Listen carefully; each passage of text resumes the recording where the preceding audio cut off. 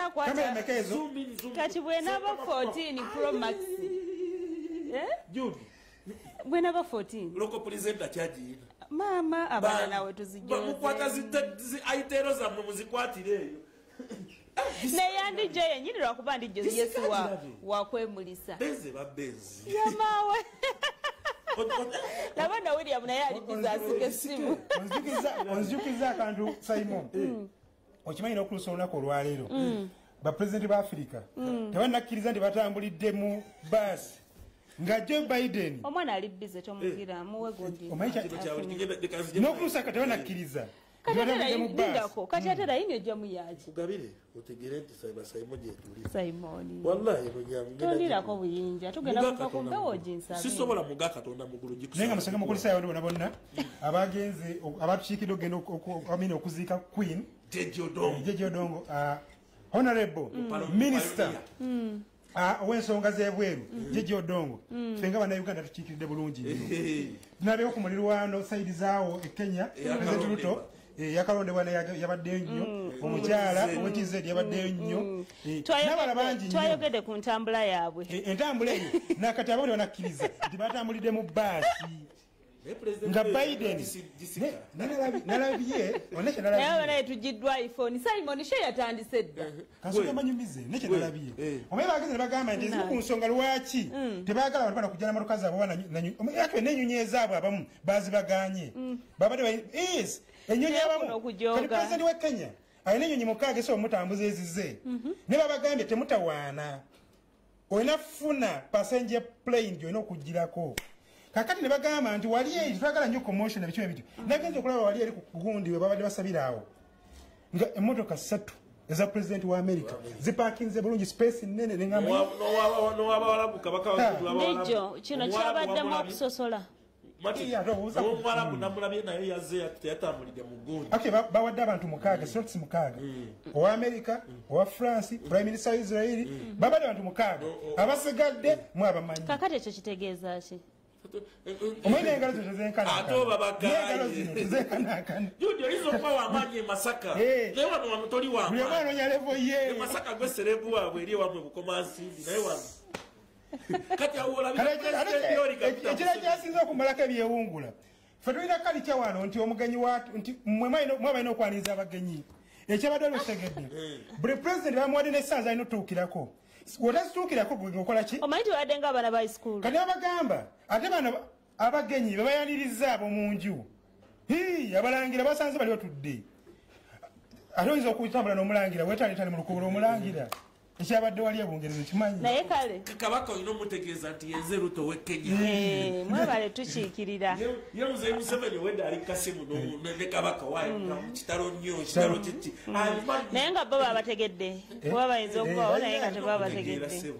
ekyo nakyo olina okukola ennyo Doni Wanyama akutegeere wano amanyi bulungi amanyi mukwano BBC nalabye nga owe-TZ bamulaga nti yabaddeyo yaziise nemanya nti oyafunye yatutegedde ate oyinza otuukayo ne batakulagaako wadde kati nabe wamwe bookikire ne babuuza gwe naye waffe bamutegedde twamulabe mu baasi yabadde batwala ate ezo kala tezibula buli wabeera abalabika tuyitidde buyitizi naye nga twatandise dda kakati kyemwayagaliza embazzi kibuyaga asudde finale empaka za misikavi zikomyewo mu bitiibwa abaana abawala abanywa amata naddala ab'e Masaka abeekulira ebiriyo bagenda kubanga beetaba mu mpaka ezo mukyalo najazirimu era oleka nyini yazirimu bulungi nnyo esimba okuwemu abo bebagenda okuvuganya abamu kubagenda okuba nga bavuganya mu mpaka zino empaka zino mama Kadaga nawo kikunda oya musotinga ow'entebe yamu emotoka ye onaye bali mu kutuuka omuguwa gyetugenda okubuulirizaako awo naye empaka zino ku mulundi guno mama Kadaga yazikoneddemu ddala n'agamba era yeewuunya abantu abatawagira bintu bino mama Kadaga ino mulimu munene minisita Kiwanda yawanika ekintu kino ngoyinza okugamba kiki baire batuukako n'omukuba mu palamenti wala bamukuba mu palamenti nga baziyita mpaka za kiwanda empaka za kiwanda oba yadda watubuze kumbe bambi nga yo watuwalizibwa era apromotinga byabulambuzi ne bamubuuza kati ebyobulambuzi opromotinga abantu baffe bibyobulambuzi okitegeera n'agezaako okunyonyola palamenti paka ebakkiriza ng'ebyabadde ku nyegenyege so Mama Kadaga olina omulimu munene nnyo okubatiza abantu nti empaka ezo Mama Kadaga yalaga tutegeerayo kuba Mama Kadaga yandibadde abiyekera abantu balala Mama Kadaga kati yali mu mpaka z'obubina ye yalabise nga atuzirira mu nyegenyege atumbula byabulambuzi mu Uganda Mama Kadaga tyogenda mu wandiso se n'okinyonyereza omulundi ogwasooka byalimu ekiwaani bingi this time around libamu ekiwaani kuba kati Mama Kadaga ebbanga ddene tukulabye nga ekifaananyi kye tukulamu kya namba 3 in fact twatuuka n'ogamba maama yeetaaga bwa pulezidenti tumanyi gwagenda okubeera first female Uganda president tomanyi akyaliwo Simon olowooza olunakira ngenda muleeta mujengenda okutegeka Kadaga festival era musitula omuleete kati tunatera mulaba mu mpaka za kulya ati mu ngoma ez'okulya kiba kisusse ati kakati wano wajidde mu wano yandise kiwando ayinza okuba omanyi minisita avunanyizibwa ku nsonga za East Africa ayinza okuba yagala zitumbula East African ways era kusaasire zimu ku manifesto ye yagamba kubimu ku bigenda okunkola kiki zinina figa akabina kange kakanga abantu tibajja kubagamoyo MP waawa omanyi bwabbugu mulirimu kitegeera bulungi kakati Miss Cave balina omulimu munene ekisooka omanyi empaka ezo zajja ne zikola abantu mu babiro naye taanapu yalimbye y'abantu zire zasooka abantu bazaagala era baziremu nnyo era bazigoberera obuzibu bwajjira nti eyawangula empaka ezo yavayo n'abakubamu ebituli bana abategesi n'ategeeza nga emotoka gye bamuwa yali y'ekiwaani n'ebirala byonna byonna so mu ngoma alina omulimu munene nnyo okumatiza abawala bano ku mulundi guno tali mu byakifere okumatiza abawala bano bagenda otegekako luno nti kuno ziri kwalaali kuba oli yamukubamu ebituli oli olwo olutalo lwali lunene nnyo nekyo ekyamujja mu kalulu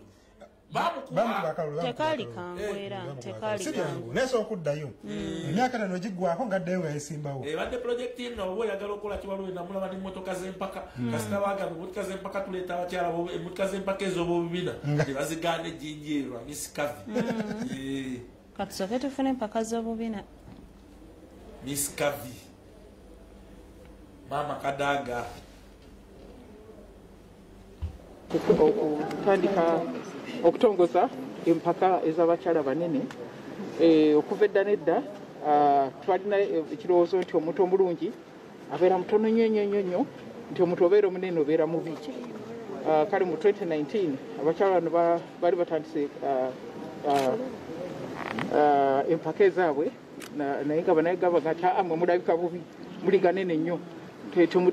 twagala mubeere mu competition kakati ne bajja ku parliament okwekubira enduulu neŋŋamba abantu ba Uganda nti abaana abanene bannayuganda n'abaana batono bonna bana ba Uganda n'olwekyo tukkirize abatono tabakkiriza dda okola ebyabwe kati n'abanene tubakkirize n'abakole mu ddembe lyabwe. Big is beauty for us in Africa, that's what we value.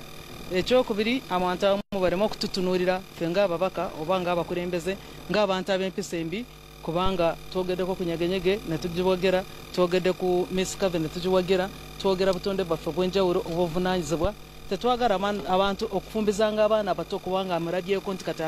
afunye akabina ameze ebbeere nti n'olwekyo akadiye okulowooza nti omukyala ateekwa okubeera eri mu kisenge mufumbiro muki n'olwekyo kati nabo basobola okweyagala basobola okuba nti batambuza obwongo bwabwe nabo babujeyo ensonga lwaki tubajeyo n'omunene naye abeera n'obwongo bw'obuvunaanyizibwa. Enteekateeka zisimbulidde mu giya era nga bwe mulabye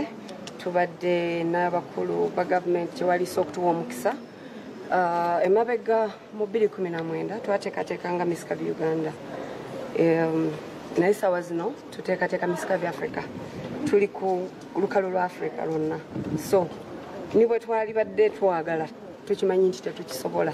kyeva olaba nga mulabye abakungu ba gavumenti tugenda kubeera n'abakyala abava mu nsi ez'enjawulo ku lukalu lwa Africa okuva ebugwanjuba ebuvanjuba ebugwanjuba ebukiikakkono n'ebukiikaddyo bagenda kujja wano okwetaba mu mpaka zino nga omwaka ogwedde eyawangula engula eno yali wa Nigeria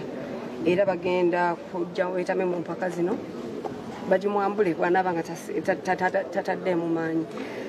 Ensi zino zigenda kukiikirirwa naye nga si bya misikabi byokka nga bemugamba nti abakyala banene ab'obubina biki. Eno omukolo guno tugukosa nga platform nga ekimeeza ekyokufunirako abakyala bano okusobola okubajjayo mu mpuku oba mu kamooli basobole okukola nabo projects n'ebitongole ebyenjawulo basobole okuyamba abakyala bannaabwe n'abaana abawala. Kati ennaku zino tukyazita kavi tuzita nyashi nti nambwayo as big nyashi era nambwayo mama lwaki okunama soko oyongere obajjukiza ebola yatulumbye Ebola balina abafudde emubende ebazuddeyo cases emubende so oba otambula yonna gyotambulira byokabera wegendereze Ebola asinga kuva ku bukyafu ate Ebola n'ekirala nti akwata mu mbeera alindoza ya bondi kino byonna tamangu so woba ne munno nga wekengera ku kyalaawo todduka misiri litabe ebyobulamu nti jana tukebere gundi ono ate bayinza okutiisa nnyo abantu olenza okulaba nga olumu jasi bikuyiseemu awo sente zikubuuze ne bagaa nti Ebola yakoze eki so naye nga twongere okwekuuma naye nga ani ali emabega w'omukyalo n'ategeka empaka zino nga bwolaba Joani Gundi Joani Loyi yatandikira mu Miss University kati MP ayagala gwemu ng'olaba Gundi ng'olaba Nanyonjo owa Miss Uganda ebyo ebifaananyi bye tuba tutegeezako olunaku olwaleero oyo nno permanent secretary amanyi twali tumumanyi nnyo ku corona honorable Dana atwine ne Gundi ne mamani ne mama nga yasirika nnyo minister wa health nerinyo laba lituva Achenge nga buli olaba oyo n'Achenga omanyi update zizze so olunaku olwaleero PS Dana Atwine alabiseeko n'ategeeza nti tuwekuume obulwadde obwo busaasaana weebuli naye nga tetusobola okuweewala olaba korona netwamugoba kwagati covid yakendeera abantu baffe tubaagala muli balamu mwekuume simanyi nyamanyama byemuli ebyo byabiki ebitategerekeka ebyo buladi wamuteekeddwa okuba nga tweku kale podium ffe wetuli nga bulijjo kakati olunaku olwaleero gibadde giweze emyaka 19 Bukyanga Juliana omwana we afa yandibadde aweze emyaka 19 sorry singa abadde mulamu Caron yandibadde aweze emyaka 19 Yes. Olunaku olwaleero era Juliana alina obubaka bw'ataddeyo ku Twitter ye okulaga okujjukira omwana we n'amwagaliza birthday kuba leero ye birthday myaka gitambula bambi nenga baby Taj naye ya baby Taj baby Taj baby Taj gitali myaka kati 3 katujjamu bala mpola tanatulaga baby Taj oyo kwanyesongo nagenda kuwulira eri paka wali eri awaka nga manyi namulako bibiti wachi oba nabeera ku geti nendingiza nemulaba nti ng'azanyazannyawo nagiraba yo naye nga kyembaza kiri kimu ekyesi lyakola ku baby Taj kuba ngamba yamala yo taata taata kindi kyononya sala kigambo taata ki mwenkubuuza taata kati nga kyenjala okakasa atuwulira emboozi ekintu wala okulingiza nga jakola baby Taj face nga kasobola Taj nagwe mmanyi wa taata mulala nanti nekubuuza taata ki ati saamulaba kati simanyi singa namulaba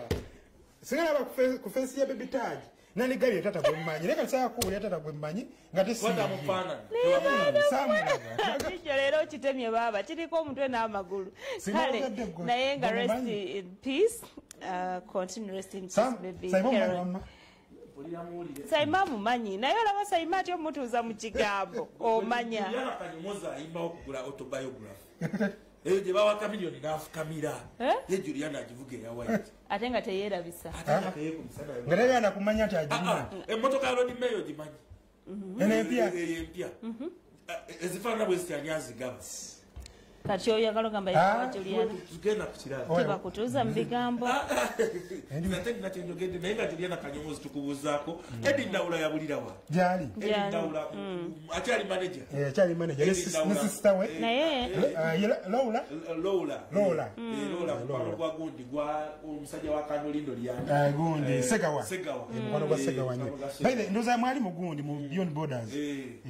Lola mwali Segawa nnyo in fact banamba nti wane Segawa gundi sorry obadde obyogedde mbadde koyogera Segirinya watukubuuza ko tugambo otya yomupatyali abasinga okuba abaakabi Lydia Jasmine yatadde ebifaananyi ng'ayina engeri gy'ayambaddemu mu gakatonda takyalina kipya byonna abikoze abulamu okutulaga gundi byonna abikoze nze namusimako ekintu kimu mu bayimbi be tulina wano tatujjuza ku intaneti buli lunaku alina okumakinga sure nti atusuulirayo ekifaananyi kakati fe abalabika ku intaneti mu original ne wano omuntu w'ekiti ate munange nange manyira kyogera juzi namusanga neŋŋamba nti oba wali abayongeramu sibitegeera kiki kyemugezaako okwogera mugundi alabikira ddala ddala nga Farida Nakazi bwalabika mu 27 ebyaddala kati oyagala muweemeka anti kati geza mukumbula kuba tojja kuwoki kati umulemuko tukomewo wamma bannayuganda ono Nsenga Malusi Kawomera asangibwa mu maaso ga paaka enkadde ku Anet Plaza omwaliro ogwokubiri edduuka S11 era ng'alina ekipya omukyala ng'obadde oli eyo nga toyina bbugumu ndesikalidisiwo kakuleete ebbugumu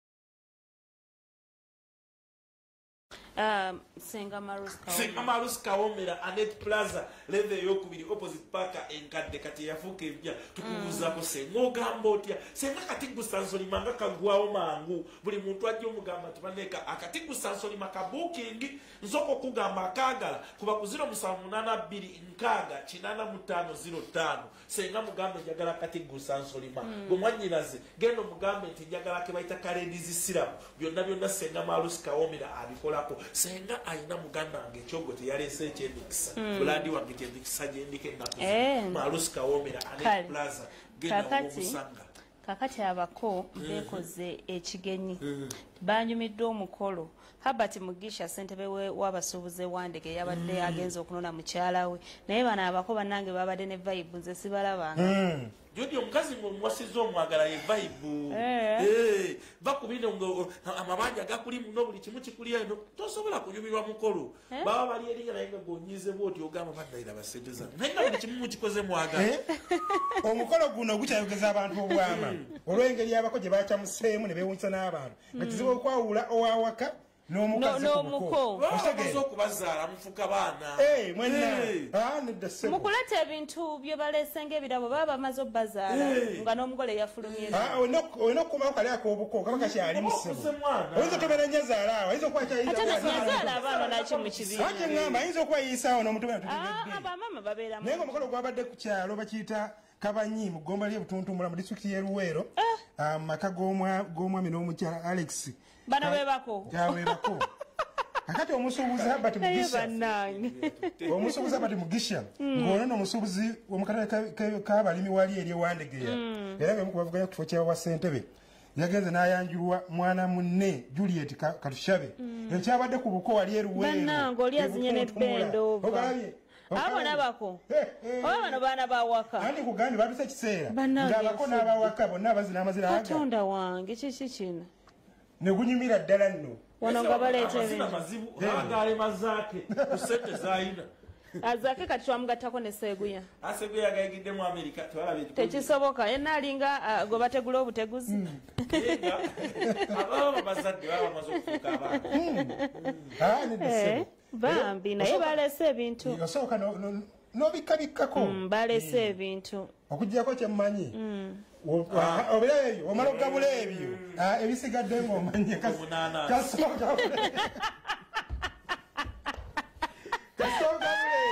ebisigadde ng'okolaki omunanasi gwakutabako naye bannange kale just imagine nga tuli awo twetala kulwa Simon alese tank ennene simanyi lwaki tetusuulamu omukolo bannange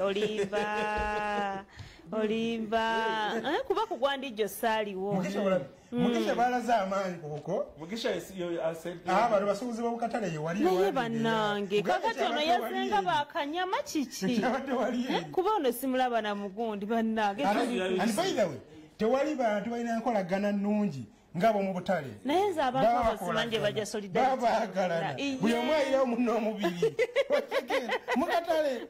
buli omu abasuubuzi mu butale ate be basinga okuyombayomba naye era bayomba leero ekya ne baddamu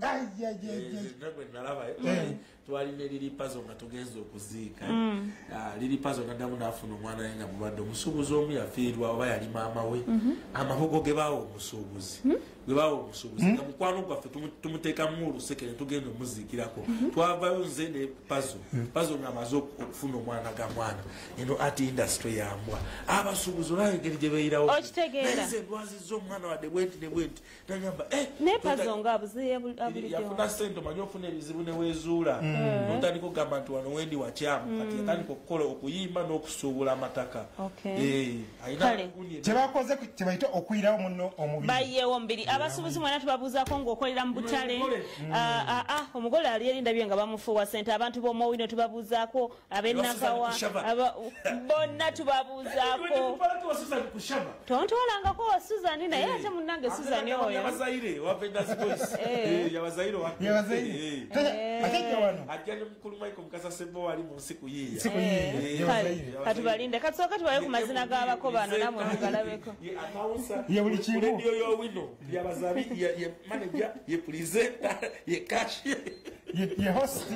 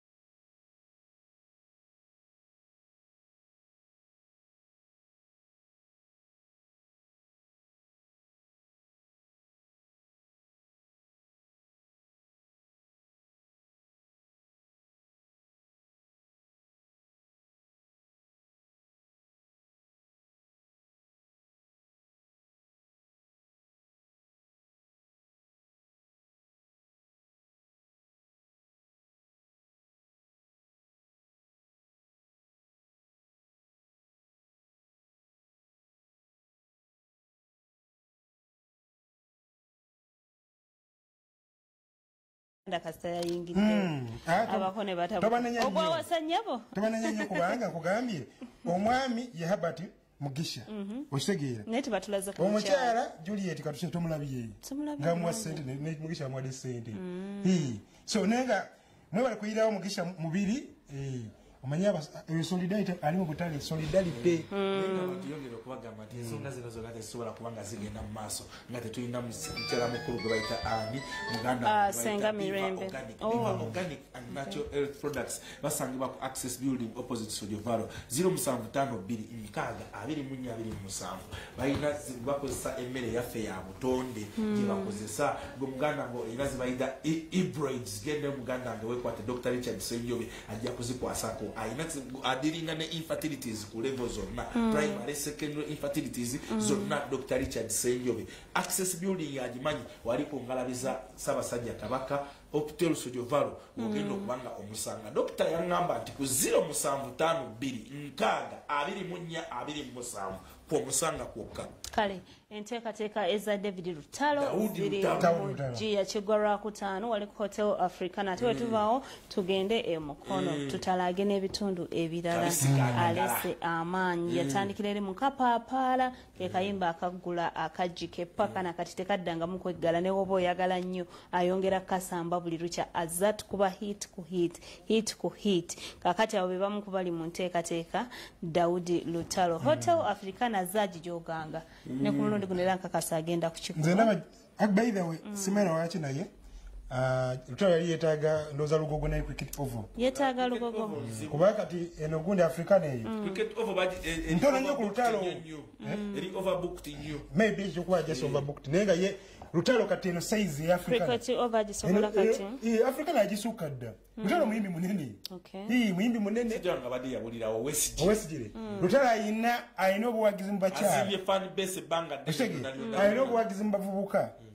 ye muyimbi abadde consistent okumala ebbanga waliwo bano ogogamba nti agudde asetuse Lutalo abadde atambula butambuza ati so ayina obusobozi bonna obutwala abantu and I like the solidarity abayimbi bonna gye bakutte nalabika miliyoni yamukolera ono omwana yamukoledde akagondi ka drop kakapapala yanyo ono ennaku zino musanyufu jostedde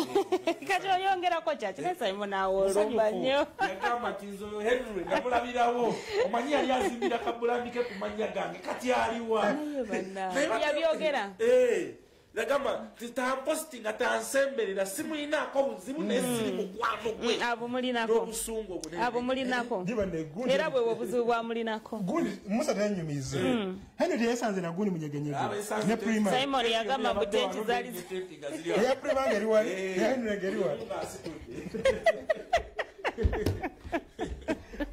wamasoko obituwe naye sayimo bannange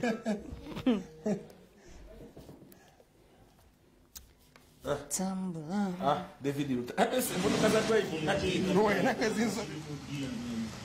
nga bwe mulaba mwenna olwaleero tusimbudde drives ezakabisi Kadaga concert wetugenda okubeera wano wennyini Hotel Africana olwokutaano tetukyayogera date tugamba lwokutaano lwa wiikendi so twagala okutegeeza bannayuganda nti enteekateeka zo zigenda mu maaso ziri mu ddya kati tusimbudde olusimbulo olusembayo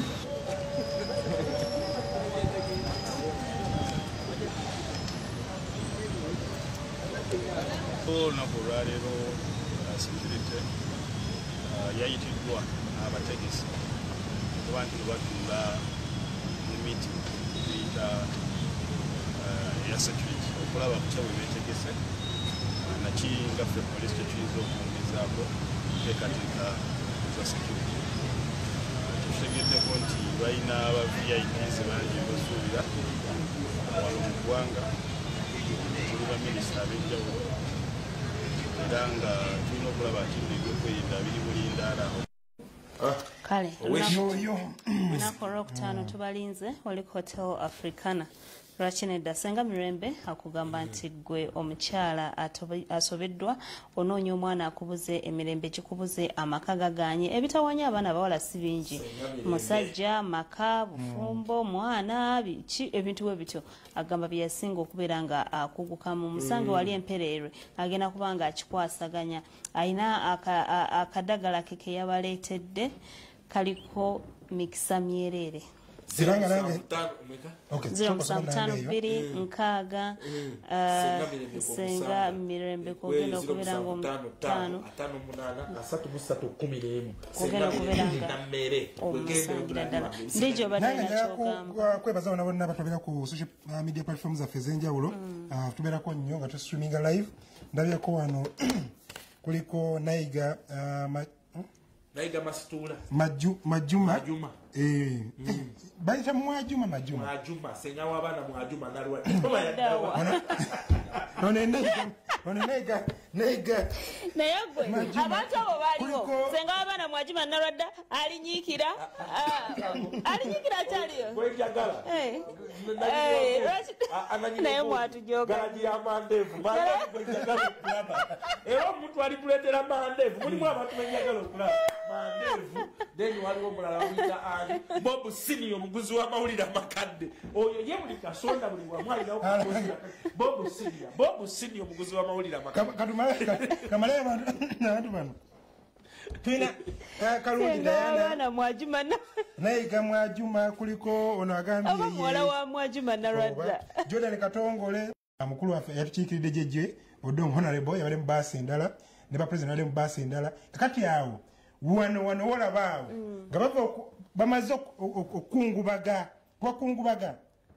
oba okusabira omwoyo gw'omugenzi so bafunyemu moment ya group photos ezo so zeezo naye gundi president Kagame wuli ono naye ye mukyala we oba ono omulala nedda oli president Kagame ndoozi omulabye aliraanye first lady wa Kenya ne president Ruto wali eri basi zimanyi okuyimbira ne bafuna ku gundi ku nkuko yena mawojjolo nesayimo Jejo dong we bali kubanga watu representing Jejo dong musajja wa mumanyi oli we Nigeria ndaba yambadde ki Nigeria Jejo dong yo mukubasenga okuyisibwa obubi mu covid yafiirwako abantu baba muli okumpi babiri omu musajja wa Muganda ne Mukama Katonda muwe kyumule ky'emirembe yimbi seka atenga muyimbi ongereko obuzene ku mukwano gwaffe Sheikh Sad Mayani wenyine buuza ku mukyala Haji beautiful zane ukamoti ya beautiful ombuzeeko nnyonnyo na product omukyala gyayagala nnyo njagikuwaako jodi neba namba gyoli ennaku zino kekanyiriraako nekyamalemeno kugende kankireke Segirinya ali ku kimu muwuliza Honorable Segirinya alabiseko nako olwaleero abadde nakola mu kooti ne Honorable Segirinya ne Honorable Sewanyana era basabye kooti nti baagala omanyi balina emisango mu kooti ez'enjawulo waliwo gwavulanywa wane Kampala Masaka so baagala emisango gino gitambulire wamu si bino kati kaŋŋambe nti Masaka bayinza okugamba nti tatolina musango ate Kampala ne bagamba okyagulina so oba okivaamu lumu oba okisigaddemu era kisigalamu lumu so yembeera badde olunaku wayo mu kkooti wali eri omulabi kanso n'omwana lukoze bubi n'ogwala kanso n'olaga wagulu wokka aye kanso ennaku zino alina akanyirira akenjawulo keyateekako omwami we era abaddewo takyabeerawo yatawakkala kastomala okuteeka omuntu mu parking omwami kaseera kikola kiri eri naye katalisi nina ku security emala security kali yaguma naye kuwuli eri nga nesawo awo nga wali yayimirira eri emabega wali eri okitegeera kati security manyi abaana bawano balina obwangu kakati ndijjo ki ekiriwo ku bantu bano basabye kooti ekkirize emisango gyonna gyonna giwulirwe wamu mu kooti emu then kooti wena bakkiriza balambike ku process eyo at the same time bakyali ku kyebayita pre-trial bakyali ku pre-trial eyokulaba nti kuba omusango guli ekinyusi ennyininyini ekyomusango tekinatuukibwako ate emabegakaawo jjukira nti fayiro bajaloketing omulamuzi omulala so kati omulamuzi ali mu musango naye mupya yetaaga obudde ate ogustadinga n'ogumanya ne ate afune waatandikira so mu mbeera eyo abasirire enjegera abayinza okudduka bayina Segirinya wakola akabadi kabuna kale katusooka tubafuna naye saimani bino bitegeeraga kusekeramu nawe Segirinya omulaba olanga we yadduka ku gundi ku TV nga zikasuse wali ku gundi ku palamenti nawe bagana omusirimu kati awaddukawo kwaba abasirikale abayitirivu bola addukira wakirira bamukubamu engwala netukwata tutandika okuvumira wuye yamukubye engwala wale bamweta kuuli eri nakambula nga yetegawa nagamba nemuntega kwesegi omumanyi etsooka tuba ku kooti tusobodde okuba nti omulamuzi omupya owekitiibwa Alice awulidde okusaba kwaffe okw'okugatta emisango egy'enjawulo egyavunaanibwa ababaka bano. Jjukira nti ababaka baavunaanibwa omusango ogwasooka e Masaka nga kuliko emisango 7 okuli obutemu, okuyambako mu butemu, okukola obutujju, okuvujjirira obutujju n'ebirala bingi. Ate bwe bamala okuweebwa bbeero baddamu ne bakwatibwa ne bateekebwako fayiro ey'okubiri nti nayo ya butemu e Masaka. Kati ffe tugamba kooti nti fayiro zino ebbiri engeri gye ziri nti zikwatagana zonna zikwata ku nsonga za bijambiya zigattibwe wamu kubanga etteeka likkiriza okubeera ng'emisango gino gigattibwamu giwulirwe omulundi gumu kubanga tewali musango gufa ku gyonna wabula engeri gye kiri nti bakanso be bamu abawolereza abantu bano emisango gifaanagana mu kifo kye kimu eky'e Masaka ate nga ne balooya be bamu prosecutor be bamu tugamba nti tekirina buzibu bwonna bwe kiyinza kukolaga emisango gigattiddwa era tusuubira nti kooti egenda kukkiriziganya naffe ku lw'okusobola okuba nti tetuduplicatinga misango. Bagamba balina abajulizi be bataagala babeere nga balabikira mu kooti ey'olujjudde ey'olukale era nga bataddeyo okusaba kwabwe kooti ekole order gye bayita witness protection order nti eyo order ng'egamba nti abajulizi abamu ebibakwatako tebitegeerekeka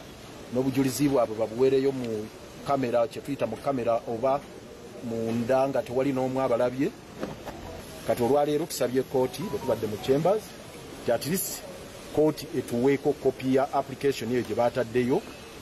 tugirabeko biki bye boogeramu tulabe oba naffe tusaba okugiyingiramu tuwakanye ekyo kye basaba ekyokugaa nti abajulizi bawulirwe mu kimpukumpuku.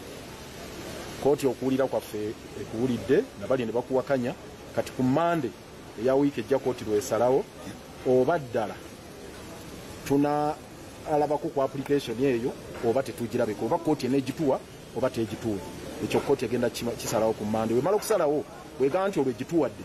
ate olwo tugisome tugiyitemu tulabe oba naffe tusaba okwetaba mu application eyo obutabamu so ekyo kooti egenda kisalawo ku Monday. ogambye yalese motoka empya agivuze ebbanga ddene nga omulodi w'ekibuga Kampala bagimwana ate yagamba si yamaanyi nnyo si yamaanyi nnyo ng'ez'abalala teri hamadi omulodi gy'alina okuba nayo ya bulijjo okuba bebekulu baziina bakenzo baziina ng'ez'abalala ayagala ng'eya Bobi Wine lulovulo bamwe ng'eya sipiika bwetu teyakaba waawo manyi meya wakukaba bansosola tebatungala bamalamu amaanyi bannabyabufuzi olawona omusajja gwe bawo gwe batwekeri wa RDC RDC eyali wano gwe bali babugulana gundi bamuyita Hudu Hussein Hudu abalina omukolo muga Katonda mukulu lodi meya n'asindika contribution why omusajja afa alina omukolo nga alina gwali naye yali avanduza ku jjuma ekibuli nga alina omukolo gwa Hudu ndo gutuuse tetunamuwa contribution nga ndaba ali takiti naye badda ku kamera nga beeyuza kama naye bana basajja story kozi wagamba yali ku radio nga akaaba nti kyalina ki omwana n'amukubira abaana baali balwadde si mukazi agisiza kakanja emyezi mukazi atampa musala n'ekyokulya wakati tuyina kakatonde kakabira mu background dadi waswankulya ekifi ky'enkoko naye ng'ali ku kamera embeera mbi mu kibuga Kampala lodimenya ekibuga Kampala gyebitwamasiso yagala kimmemesa background yakala ne kakaaba katona akaaba waswankulya ekifi ky'enkoko kyokanga talina kyakulyeka tumaze ebbanga omusala taguletewa kati tuyina kyakulya nga naatera okuno naye omulodi alina omusango yawangula KCC jukira yakulya KCC muyofuzi alina nawangula KCC nga balina omulirira sente empi naye mmwe mumanyi nti omulodi ono aliko emboozi mumanyi nti omulodi aliko emboozi mulabidde nsekaye alina engejayogera nabeera siriyasa tugenda kukkiriza baboda kuva mu kibuga Kampala presidential prerogative of mass alina engeri nabeera siriyasa noga nti mulodi affidavit gye nawandikidde ajatimisa Kabanda ne mune Kyofa balekerawo akamanyiro nakwete walanyo nagundi ajatimisa bonna bayaye ba mu kibuga buli omu kati kye bakola ono waayita wano oli tayita muteberumba Misa Kabanda ne Lord Mayor bemanyi toli minisita gwe balese mu Kampala wano netafuna buzuna mulodi naye ono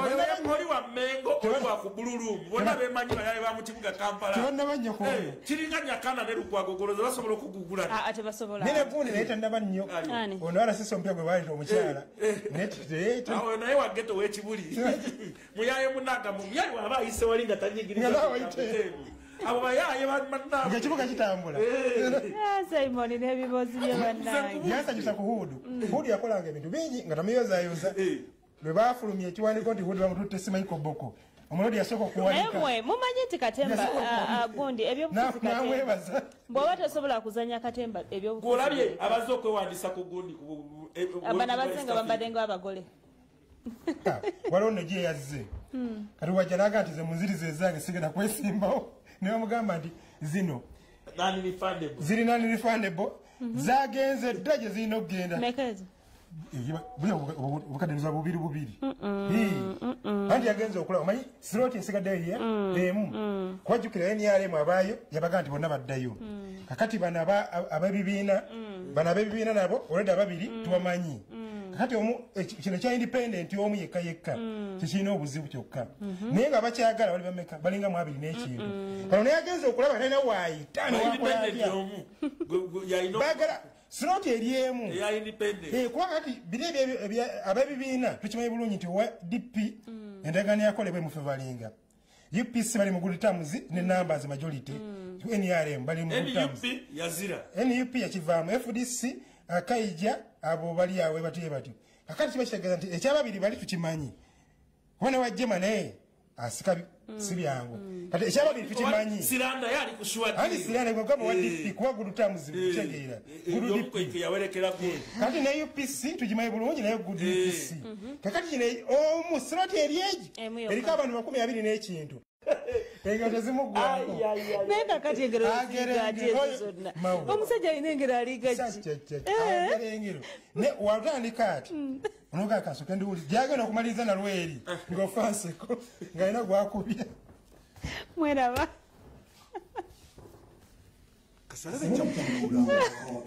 Banna Uganda ono esenga Malusi Kawomera asangibwa mu maaso ga paaka enkadde ku Anet Plaza omwaliro gw'okubiri edduuka S11 era ng'alina ekipya. Omukyala ng'obadde oli eyo nga toyina bbugumu ndesikalidisiwomu kakuleete ebbugumu mu mubiri obeere ng'oli tayaali banabo obulenzi ng'obadde toyina maanyi kati bukyasolima kyekyama. Akola ne ku nsonga endala nnyingi. Ankwanjulire Senga Mirembe owa Mirembe Natural Research Products amakaago gayuuga oyagala kubuulirira ng'ogenda kufumbirwa. Omwana yagenda okulemesa eddiya sente ze zikuyita obuyise mu ngalo. Abaami abateesobola ekyogo